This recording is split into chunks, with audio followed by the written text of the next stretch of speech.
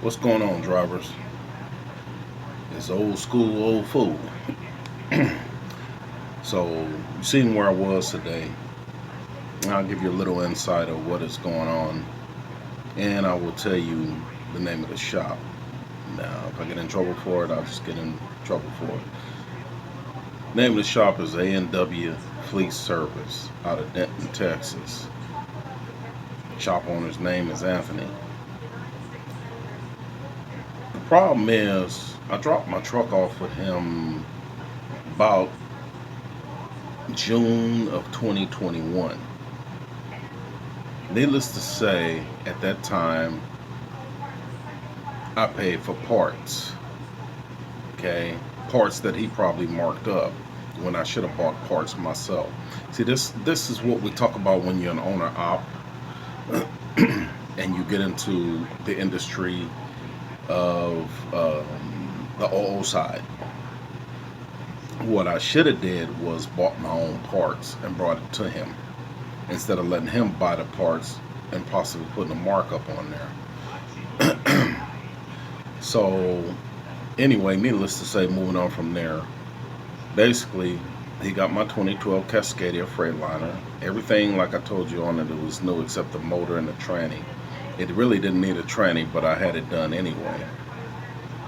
So what ended up happening was I went ahead and I left the truck there, referred by another driver who knew him, who takes his trucks there. Well, Mr. Shop owner decides he wants to get an attitude later on when I start asking about my truck, and it's been over 6 months. Oh man, don't worry about nothing. You know, August came around. I'll have your truck ready by, what did he say? He'd have my truck ready by my birthday in November. It's like, okay, no problem. So he got half. He asked for 24K.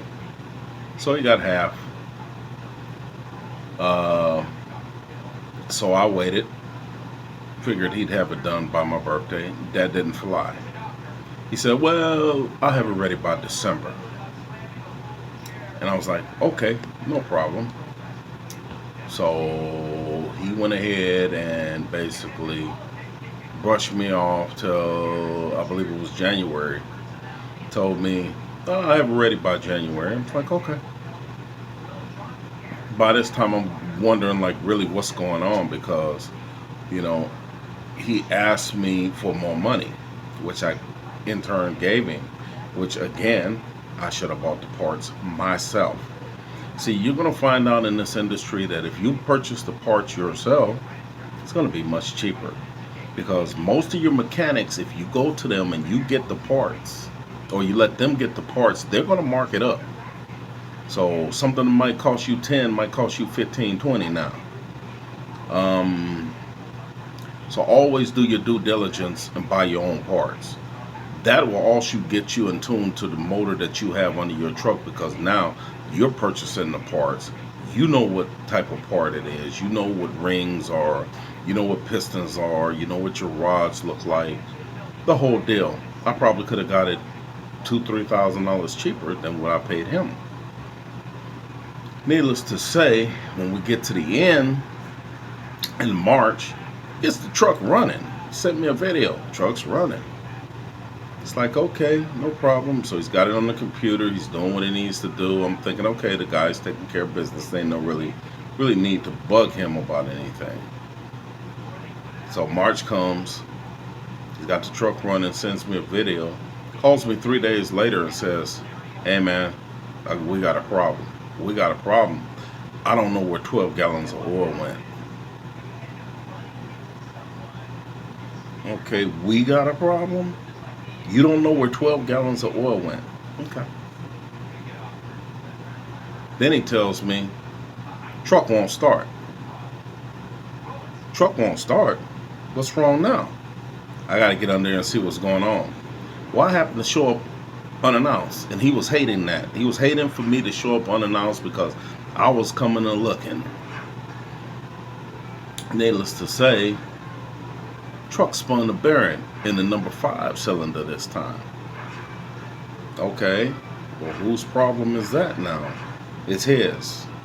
The reason it's his is because you were supposed to mic everything in that motor, got in a brand new crank, because the original problem with the motor was, and I'm going to tell you drivers that got Cascadias, you better take care of this problem. You have to drop the oil pan, and underneath the oil pan you're going to have 4 seals, let's just put it that way, and a pickup tube. That pickup tube is made of plastic. Them seals wear out. If you don't take care of those seals, you're going to have an oil pressure pump problem. I would even go so far as replacing the oil pressure pump. But what the deal is that those 4 rubber seals under there, they're on each end of a tube. I've seen it. I've been under the truck. Like I told you, I don't let my truck get work done on unless I'm standing there looking or see what's going on and asking questions. My pickup tube had a hole in it. The original reason the truck came in was because the number 2 cylinder had froze up and wrapped around the crankshaft. Because one morning I was parked down there on 231. I don't know, in Alabama. I don't know who many people know about the 231 truck stop. And I had pulled out of there. And when I pulled out of there, the engine started tripping. And that's when I realized I had wrapped the crankshaft. The cylinder number 2 was gone. So needless to say, he broke the whole motor down. I seen him break the whole motor down, but he put it all back together, and now he spun another bearing. Okay, after putting all those man hours in, I mean, wouldn't you, as a mechanic, make sure that it's done right the first time? Another problem that he had is that he would bring in other customers while other trucks were in there, meaning, y'all know what it means, especially you old heads. He was overworking himself. He was the only mechanic in there rebuilding motors, but he would bring your truck in, have your motor stripped down, while he got another truck coming in stripping down that motor. Even one of his hands said, my friend, I would never do it like that. I will finish one truck first, then jump to the other truck. It's been a year now, more than a year, almost. It ain't even been 2 years yet, but it's been about a year. Now you've already got over, what, you asked for 24, you already, another 4, that's it? But you got the rest of the money? That's the other thing I'm going to tell you, drivers out there. Then this is big advice for you. You're taking this journey with me, and you're taking it with an old school driver. Never pay a mechanic ahead of him completion of the work. You got that? Never give a mechanic money until he completes the work. If you need parts, you go buy parts yourself and bring him the parts. Ask him what parts you need. You go out there and shop for him, because I guarantee you, what might cost you 20 grand, or what parts might, like the kits that might cost him 10 grand, will cost you 3 to 4 grand. You see what I mean? That's why when drivers say, especially old hands that are in 30 years, 35 years, 40 years in, they'll tell you straight up, I'm still a rookie. I'm still a rookie. You know what still a rookie means? Means we still make mistakes. Although not the same as you new drivers, we still make mistakes. Believe it. And you're looking at one right now. My mistake was not taking it to a guy that I knew and taking a chance on a guy I didn't know. Don't ever do that. Find you a good mechanic to do the work on your truck and take it from there. So, needless to say, where you see me at earlier on that short was I was at the courthouse filing documents. Because one or two things going to happen. Either he's going to have to or get off the pot, or return my truck and my money, because the parts are mine. Your labor, that's your problem. You've already cost me over $280K. Y'all got that? You heard right. Over $280K. See, I didn't want to divulge a lot of this information, but I've gotten to the point where I just don't care. Let the chips fall where they may. But now you know, a year of hard running as an owner operator, you're pulling that kind of money. That's why I told you the money's not yours. Save it. Because if you save that money, any unexpected expense that arises, you don't have those worries because you've already put that money back. It's not your money to spend. Now, you can pay yourself a salary, but it shouldn't be a substantial salary. It should be a decent salary, what you would regularly make as a driver out here, but the rest of it goes to the business.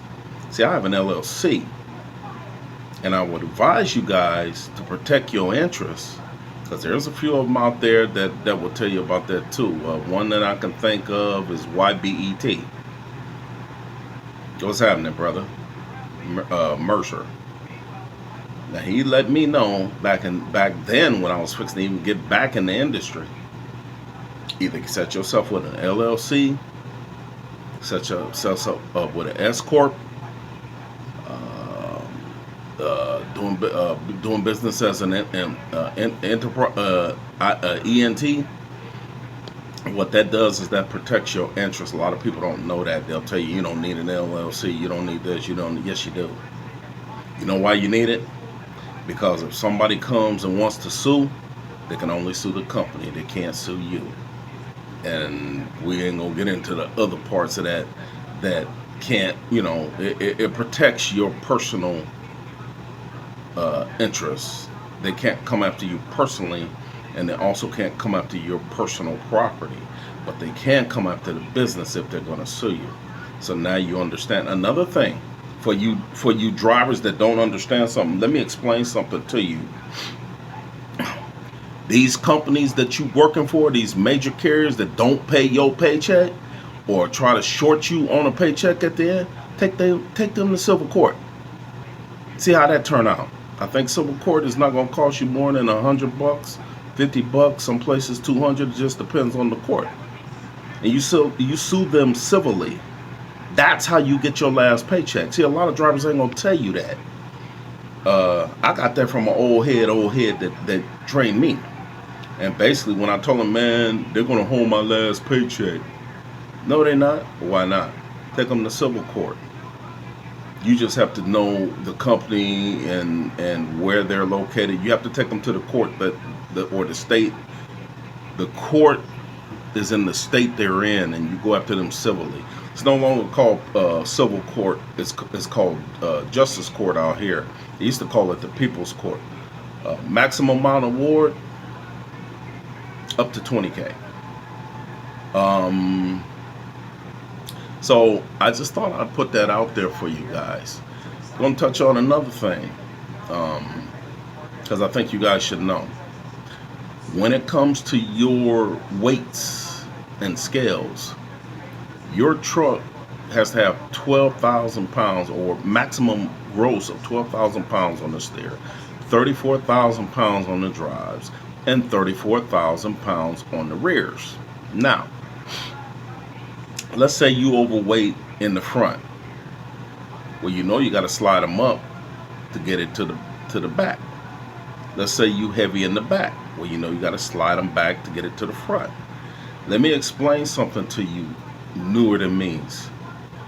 Each hole on that trailer is anywhere from 275 to 300 pounds. Again, each hole on that trailer is anywhere from 275 to 300 pounds. You need to understand that. And the reason behind that is when you start getting to a certain plateau within this industry, you'll start getting to a point where you'll mark it off with a marker. You don't have to get back on the scale unless you really want to, because I'm 1,000 pounds over, so 369, 1,000 or 1,200. Slide them back, slide them forward. But each hole on the trailer is 275 to 300 pounds. So you just add. Okay, I'm 1,000 pounds over, so I'm going to slide it back. That's how you know if you cannot get that weight off of that axle. And then there's other things that you might have to do to get around. Because there's an old saying, for every one they've built, y'all know the rest. You all here. I'm not going there. But anyway, that's how that works. That's how you see some guys, they'll get on the scale once and then they'll slide them and then they're gone, because that's somebody that already knows it's 275 to 300 pounds a hole, and they know if I slide it up, if I slide it back, I can adjust the weight. That's how you can tell if you can't adjust the weight. You have to take that bad boy back and make them take some off. They're gonna have to cut the load. They don't want to cut the load, but they will cut the load to get the load through. Secondly, when it comes to fuel, and I'm surprised a lot of drivers have not told y'all this. If you get 9 miles to the gallon, you're supposed to divide whatever the mileage is, or let's say it's a short run, it's 500 miles. Divide 9 by 500, or is it divide 500 by 9? That's going to tell you exactly how much fuel you need to put in that tank. See, you drivers crying about this fuel is because you're topping off your tanks and running. Top off your tanks and running. That's not how you do it in this market. You go by what your truck, that's why you have to know what kind of mileage your truck is getting. Old trucks, 5 miles to the gallon. New truck, 9 miles to the gallon. So if you got a short run and you know that this short run is going to take me 3, 4, 500 miles, you don't need a full tank. You divide that by the mileage, or you divide the mileage by whatever your truck's getting, or you divide whatever your truck's getting by the mileage. I don't have a calculator in front of me, so I don't, but one or the other. That's going to tell you. It might say 60 gallons. It might say 75 gallons. That's what you put in the tank. Or should I say, if it says 75, put 85, because that gives you 10 gallons extra. But you don't have to top off your tanks, drivers. I'm telling you. What's another thing that comes to mind that I was going to talk about? I wrote a lot of stuff down. Oh, 2 keys. The purpose of 2 keys is so that your truck to keep idling and keep you cool, so that when you come out of the truck stop or whatever, you're cool. That second key is your backup. Every driver or every old head that I know of always keeps a spare key. You can lock your door, walk in, and your truck, is locked. You can, in case you forget and go, oh damn, I left my key in there. You got 1 key. You out of luck. So you need 2 keys. Always keep you 2 keys.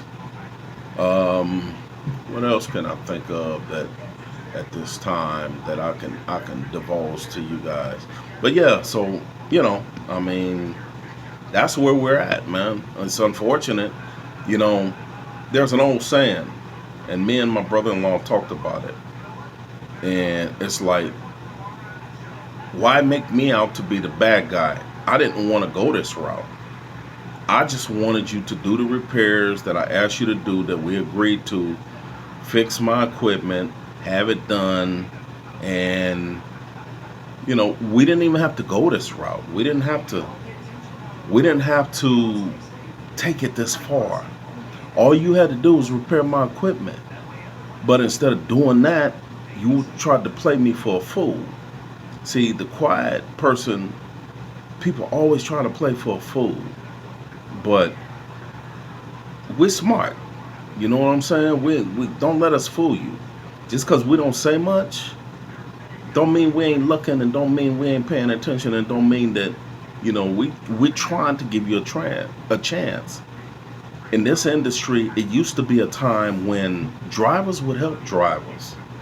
And back in the day, it used to be a time where companies would help drivers. Hey, you know what? That ain't much of a bill, because they know that you working for them. The paycheck come through them first. They get their money off the top. So I don't know whatever happened to that in this industry. It used to be that way, but I guess the people that on the top end said, you know what, the bottom end ain't doing right, because every time I turn around, they screwing me over. Well, I'm being screwed over right now by this guy. And it's like, the only recourse I had was to go to court. Why make me the bad guy? I don't want to be the bad guy. But it's always somebody out there that starts some mess that you sit back and you say to yourself, you know what, okay, all right, man, it's cool, whatever. And you keep doing that, and you keep giving them a chance, especially my folks. And you give them a chance after chance after chance after chance after chance after chance. And they just keep doing you wrong. And then when you go to the extreme measures, then it's like, why did you do that? You got to really ask me that question. So you really have no common sense on the issue. Anyway, this is old school, old fool signing off. I'm going to post this video so you guys can take a look at it. But yeah, that's the place right there off 380. He's got my rig up there, and still farting around with it. So he should be getting the message here shortly. They'll be making contact. We're gonna see how fast it takes for him to get it together now, because you're really putting me in a bind, a real bad bind. It's not good, man. It's come on, drivers. You know what I'm saying? I mean, we could do better, man. You know what I'm saying? I mean, I've been in this industry for a long time. I was trying to tell you guys about an incident that happened with that trailer. What had happened was about the airline, because I was just starting a YouTube channel. But what had happened was I broke down. I was on the side of the freeway, and I got a call on the CB. Driver, you all right? I'm looking around like, you pull the CB down. I say, yeah, I just busted the airline. I said, where are you? He said, look to your left across the freeway. I looked over to my left. Homeboy was 4 lanes on the other side. Do you know that man crossed them 4 lanes to come help me and show me? And he asked me the pertinent questions, and he only had to travel 1 time over there to put 2 clamps, one on one end of the hose, one on the other end of the hose, and a pipe in the middle. He said that should hold you temporarily till you can get someplace to get it fixed. I said, thank you, man. He said, no problem. He left. To this day, I don't know who that driver was, man. But shout out to him, man, because he looked out for a newbie, man, when no one else, at that time, no one else was around. He was. That's why he kept extra parts, because he knew certain things happened, and he knew how to handle it and how to correct the problem. So I say this to you to say, drivers, let's try to be more understanding of each other, man, and understanding of each other's issues, and when we're going through something. Because right now, the way I feel right now, there's no help out there, and it's unfortunate, an old head like myself saying that, yeah, how I feel, what I see, what I ran into. Where's the help? That's why I don't like half-truths, because yes, you make the person go search it out for themselves, to figure it out for themselves. But I prefer someone who told you the whole thing in the beginning so that you would understand better. Now, you want to be hard-headed and don't want to follow direction, that's on you. But the person told you. And like I said, in the situation I'm in, the guy, he sent me videos of my truck started. Now he's saying, at this point, I think what it was, he said it was a high pressure fuel pump. That's your problem, a high pressure fuel pump. Okay, but what's going on with the spunt bearing? There's no oil in my truck right now. What are you doing? Basically, he's slow working my truck. And that's what he's been doing. And I'm tired of it. So that's why I took the recourse that I took. It wasn't to try and harm him. It was to get his attention, to let him know that when it comes to this industry, you're hurting my bottom line. I can't make anything because you have my equipment tied up for a year and now you still got it tied up, giving me a bunch of excuses. So I had no other choice. I had to do what I had to do.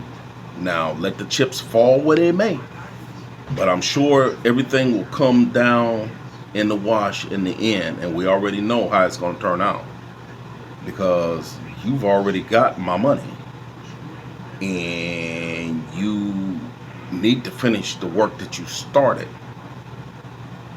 So if you listening, Mr. Anthony, I'm not playing with you, man.